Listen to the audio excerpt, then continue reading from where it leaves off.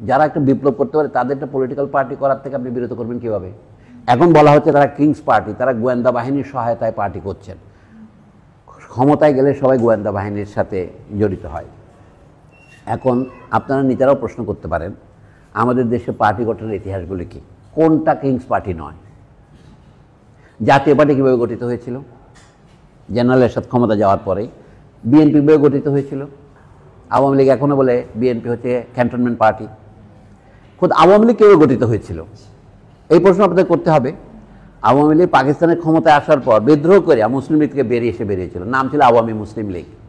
সে প্রথমে আওয়ামী মুসলিম লীগ হয়েছিল কিনা মুসলিম লীগের সাথে আওয়ামটা যোগ করেছিল।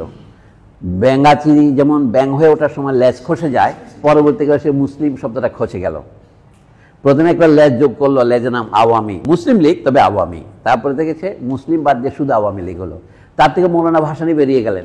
মৌলানা ভাসানী হচ্ছে আওয়ামী লীগের প্রতিষ্ঠাতা, কিন্তু প্রথম সভাপতি। আওয়ামী লীগ তার ইতিহাসে মৌলানা ভাসানীর নামে লিখত না। তো ভাসানীটার নাম দিলেন কে? National Awami party. উনি মুসলিম লীগের জায়গায় মুসলিম আওয়ামী পার্টি না বলে উনি ন্যাশনাল আওয়ামী পার্টি করলেন। আপনি ইতিহাসগুলো দেখলে দেখা যায় দেশের রাজনীতির ইতিহাসে এরকমই হয়। বাংলাদেশ তার চেয়ে কতটুকু ব্যতিক্রম হবে?